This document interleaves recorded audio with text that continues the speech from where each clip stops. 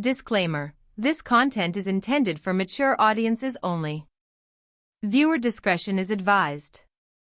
The night was still, the city lights flickering like tiny stars below my apartment. I wasn't expecting anyone that late, not after midnight, but there he was, standing by the balcony, his back to me, his white shirt slightly damp from the night air. For a moment, I just watched him in silence, wondering what he was thinking, why he had come, and if he felt the same restless pull I did. Something about the quiet tension between us felt alive, almost dangerous. I walked past the sliding doors, pretending to check my phone, but I could feel his gaze follow me like a shadow. It wasn't the first time we had been in that kind of moment, the kind where words don't matter, but silence says everything. He didn't speak, he didn't have to. The air between us already carried too much meaning, too much unsaid emotion. When I stepped closer to the railing, the cool metal brushed against my fingers. The city below seemed endless, but all I could sense was the weight of his presence behind me. I turned slightly, meaning to say something, anything, but before I could, his hand reached out and stopped me. His fingers brushed against my waist, firm yet trembling, as if he was holding back something he didn't know how to express. Time slowed down. The sound of traffic faded, the breeze softened, and it was just us, two people caught in a moment that neither planned, yet both had been waiting for. My heartbeat was loud enough to fill the silence. I could feel it in my throat, in my fingertips, in the way my breath caught when he stepped closer. He whispered my name, so quietly it almost disappeared into the wind. There was something in his voice, something raw and unguarded, like he'd been carrying that sound for years and finally let it escape. I froze, not out of fear, but because I didn't trust myself to move. The balcony light flickered once, throwing shadows across his face. He looked at me like he was fighting something inside him, a mix of guilt, longing, and honesty. And before I could decide what to do next, before my thoughts could even form words, he pulled me closer. The warmth of his breath on my neck sent a shiver down my spine, and I realized this wasn't just about attraction. It was about everything we never said. Every look, every missed chance, every what if that had been building up to this single, impossible moment. And then, just as quickly as it began, he stopped. He stepped back, eyes dark with hesitation. The silence that followed was unbearable. Did I want him to stay? Did he regret it? Or was this the beginning of something neither of us could control?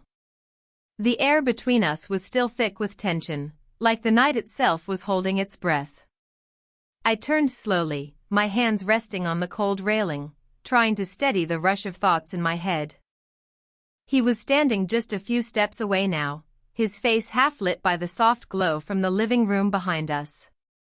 I could see the conflict in his eyes, the same one I felt in my chest. We hadn't meant for things to reach this point. What started as casual friendship had quietly grown into something complicated.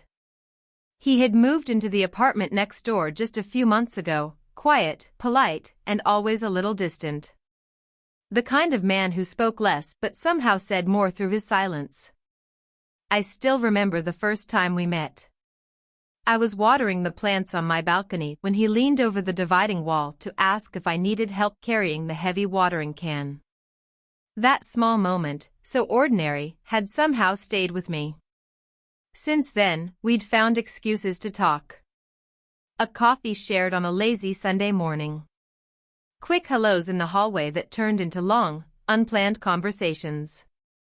Slowly, a connection began to form, something neither of us wanted to admit. He'd often look at me like he wanted to say something but couldn't. Maybe he was afraid of ruining the fragile peace between us, or maybe he already knew it was too late. Tonight had been different though. He wasn't supposed to be here. He'd come to drop off a book I'd lent him weeks ago. We were supposed to chat for a few minutes, laugh, and say goodnight. But the moment stretched into something unexpected. It wasn't just about returning a book anymore, it was about everything we'd both been avoiding. He shifted his weight, running a hand through his hair like he was trying to find the right words. "I didn't mean to cross a line," he said quietly, his voice barely above a whisper. I looked at him, searching his face for the truth behind his words. He seemed nervous, like he regretted what just happened, yet part of him didn't want to take it back. "It's okay," I replied softly, though I wasn't sure if I meant it. My pulse was still racing. The memory of his touch lingered, warm and confusing.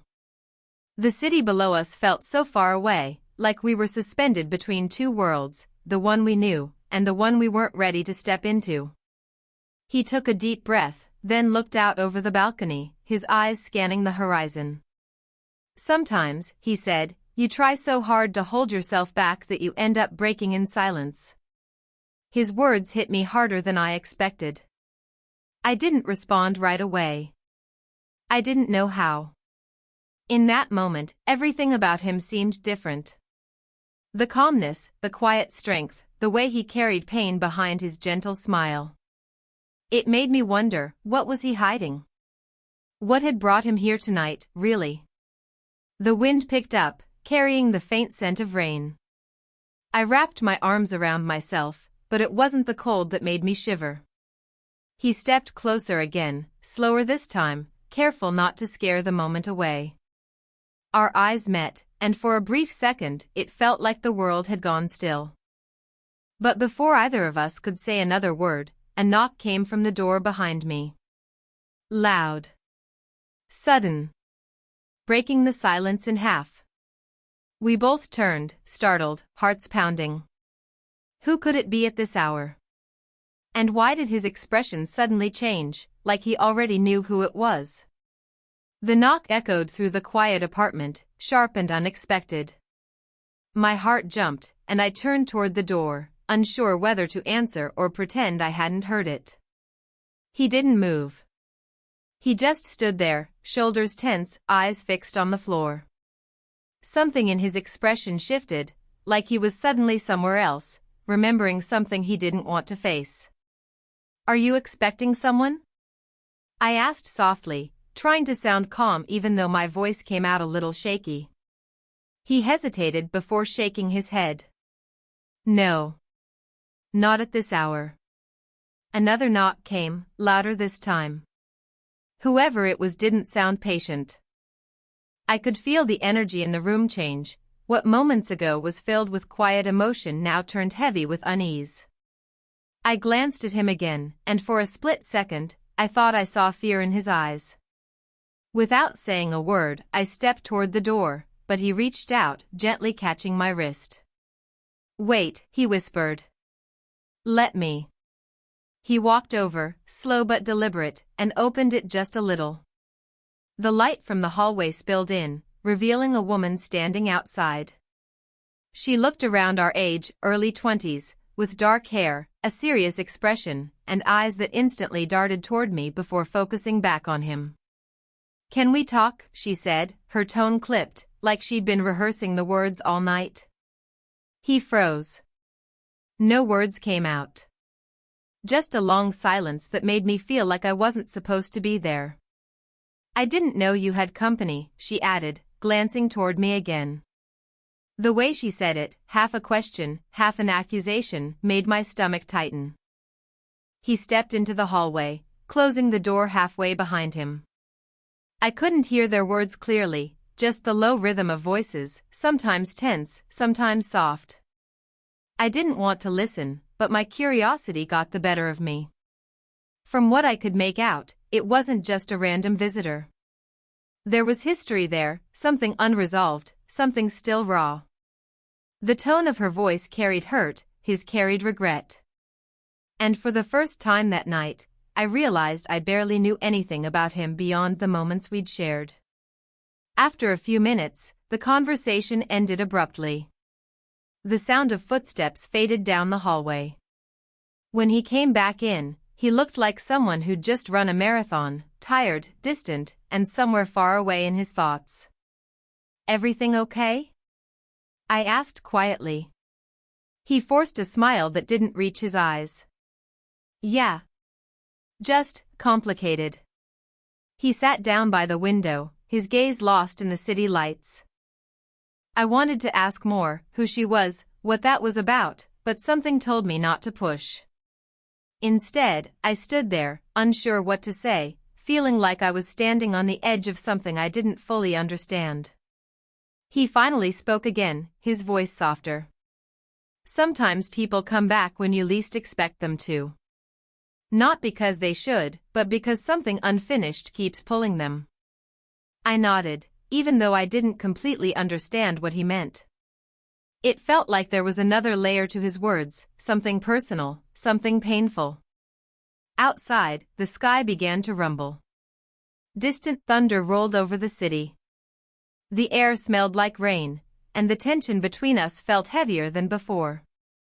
I thought about the woman, the look in her eyes, the way he couldn't meet mine when she left.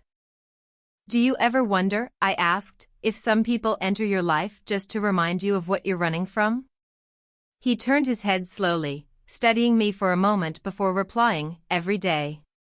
There was something final in the way he said it, but also something that hinted he wasn't done running yet. The storm outside started to build, lightning flashing across the skyline. Inside, everything felt just as unpredictable. I didn't know what tomorrow would bring, or whether I even wanted to find out. The rain began not long after. It came down hard, tapping against the balcony railing and filling the room with a low, rhythmic hum. He hadn't spoken much since the woman left. He just sat there, watching the rain slide down the glass, lost somewhere in his thoughts. I wanted to ask, to make sense of the silence, but something about his stillness made me stay quiet. Finally, he turned toward me, his eyes distant yet full of something I couldn't name. Do you believe people can change? He asked suddenly. The question caught me off guard. I think they try to, I said. But sometimes, the past doesn't let them. He nodded slowly, like my answer hit a part of him that was already hurting. Then he stood up and walked toward the balcony, pushing the door open just enough for the cool wind to sweep in.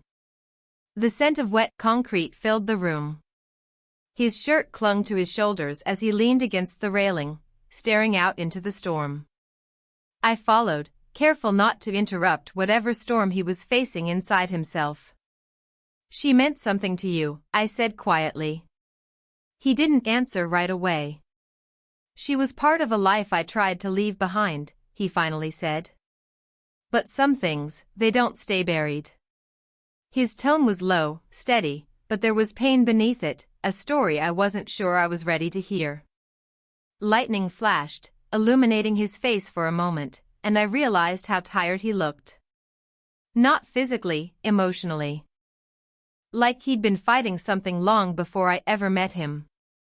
I wanted to reach out, to offer comfort, but I didn't know if I was part of the answer or part of the problem. The rain grew heavier. The sound of thunder rolled through the city, echoing between the buildings. He turned toward me then, and there was something different in his eyes. Fear. Regret. Need. You shouldn't get too close to me, he said softly. You don't know everything. I took a step closer anyway. Then tell me, I said. Let me understand. For a moment, he looked like he might. His lips parted, his expression breaking open, but then something outside caught his attention. He froze. I followed his gaze, and saw a shadow moving down below, near the streetlight. Someone was standing there, looking up at our balcony. The same woman from before. She didn't move. She just stood in the rain, her face hidden beneath a dark hood, motionless except for the wind pulling at her coat. A chill ran through me. Why is she here? I whispered. He didn't answer. His hand gripped the railing tighter, his jaw clenched. Because I told her to stay away, he said under his breath. And she never listens. The tension in his voice sent a ripple through the air. Something about the way he said it made my pulse quicken. Whatever this was, it wasn't over. It was only getting closer. The woman below didn't move. She stood still under the flickering streetlight, rain pouring over her like she didn't even feel it. Her eyes were locked on him, cold, steady, and unblinking. I could feel the unease in the air, sharp enough to make my skin crawl. He didn't look away. For a long moment, neither of them did. It was as if the storm around us had stopped, leaving only that heavy silence between two people who shared something neither wanted to speak about. Finally, I whispered, "You should talk to her." His jaw tightened. "No," he said firmly. "That's what she wants." "Then what does she want?" I asked. He turned toward me, his eyes searching mine as if deciding whether to trust me with something dangerous. "It's not what you think," he said quietly. "She's not just someone from my past. She's the reason I moved here." The words hung in the air like thunder waiting to break. My heart skipped. "You mean, she followed you?" He nodded, running a hand through his damp hair. "I thought I could start over, that moving away would give me space. But she's been finding ways to reach me ever since. Calls from unknown numbers. Notes under my door. Sometimes she just shows up." I looked back down at the street, but she was gone. The spot where she'd been standing was empty, except for the puddle reflecting the glow of the streetlight. "She's gone," I said. He stepped closer, scanning the street below. "No," he murmured. "She never just leaves. She's always close." The uneasiness in his voice made me shiver. I didn't know whether to feel afraid of her, or of what she represented in his life. We stood there in silence for a while, listening to the rain fade into a soft drizzle. Inside, the air felt thick, heavy with everything left unsaid. He finally turned back toward me, his voice lower now. "You shouldn't get pulled into this," he said. "I didn't mean for you to be part of it." "I already am," I said before I could stop myself. His eyes met mine, full of conflict, wanting to keep me safe but unable to let go. "You don't understand," he said. "She's not angry because of what happened between us. She's angry because of what I took from her." "What did you take?" I asked, my heart pounding. He hesitated. "A choice," he whispered.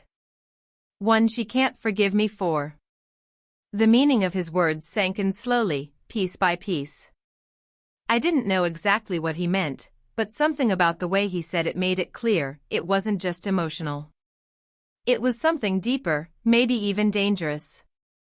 Before I could ask anything else, a loud thud echoed from inside the apartment. We both turned. The lights flickered once, then again. He moved toward the sound, tense, alert. "Stay here," he said, his voice suddenly urgent. But I followed anyway, my pulse racing. We turned the corner toward the living room, and there it was, a small envelope lying on the floor just beneath the window. The glass above it was wet, as if someone had been standing outside moments ago.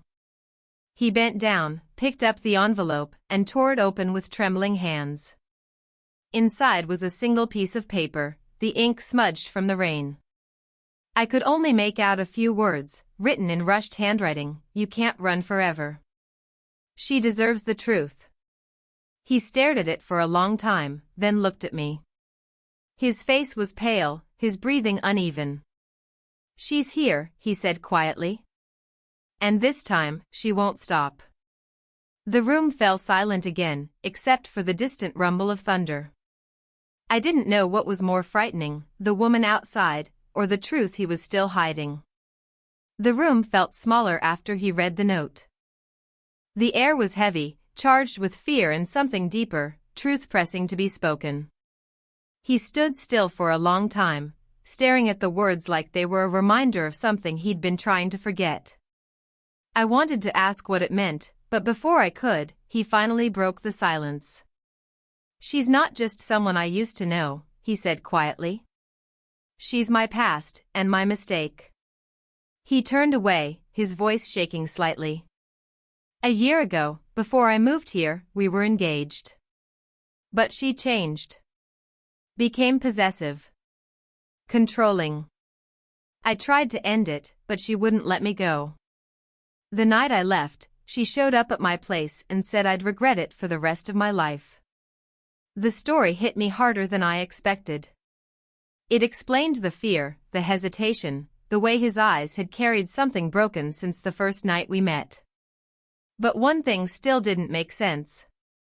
Then why now? I asked. Why come here?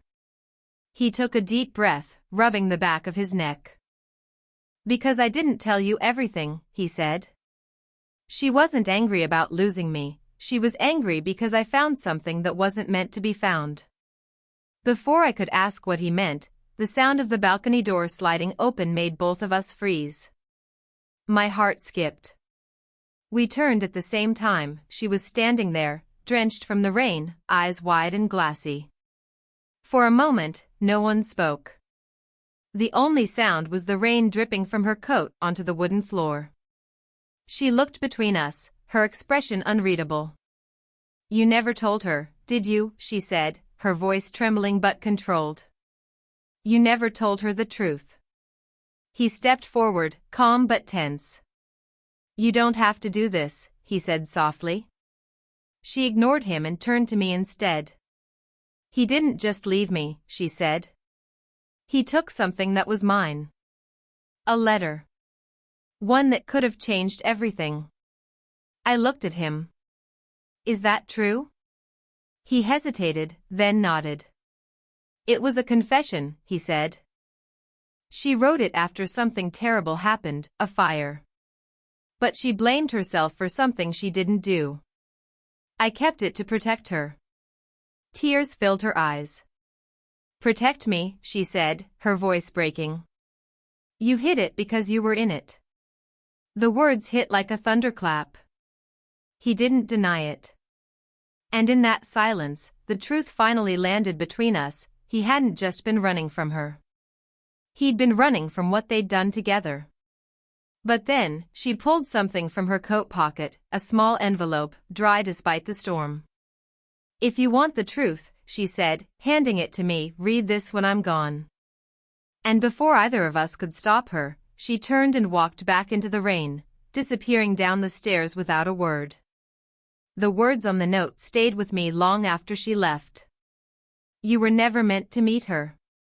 I read it over and over, hoping it would somehow make more sense the next time, but it didn't. The rain outside had stopped, leaving only the faint sound of water dripping from the balcony. He stood across from me, looking pale and worn out, like he'd aged years in just a few minutes. What does this mean? I finally asked, holding up the note. He sank down onto the couch, his voice low. It means she was right. You weren't supposed to be a part of this. My heart ached hearing those words. You make it sound like meeting me was a mistake. He looked up then, his eyes soft but filled with guilt. Not a mistake, he said. Just something I wasn't meant to have. After what happened, I promised myself I'd never let anyone close again. I thought I could start over, but maybe she was right, maybe you were never supposed to know the truth. I sat beside him quietly. You don't get to decide who's meant to meet who, I said. Sometimes the wrong people cross paths to remind us what's real. He didn't answer, but the silence between us felt lighter this time, like something inside him had finally settled. He took a deep breath and said, the fire she mentioned, it wasn't an accident. It was a business deal gone wrong. She wanted to expose it, but I destroyed her letter to keep her out of trouble. In doing that, I made her feel like I'd betrayed her. She lost everything that night, her family's company, her reputation, and she's been living with that anger ever since. There it was. The truth. Messy, human, and heavy, but it was finally out. She wanted revenge, I said softly. She wanted peace, he corrected. She just didn't know how to find it. The storm outside had passed, and the city lights below flickered back to life. He stood and walked to the balcony, looking out one last time. "Maybe this is her way of letting go," he said. That note, maybe it wasn't a threat. Maybe it was her goodbye. I joined him, standing beside him as the wind brushed past us. There was sadness in the air, but also something like relief. Whatever they'd shared was over now, burned out, but leaving room for something new to grow. He turned to me then, eyes tired but calm. "Thank you for staying," he said quietly. I smiled faintly. "You don't have to thank me. Just promise me one thing, no more secrets." He nodded. No more secrets. As the night faded into dawn, the city slowly came alive again. The darkness lifted, and with it, the weight of everything we'd both been carrying. I didn't know what would happen next between us, but for the first time, it felt like we weren't running anymore.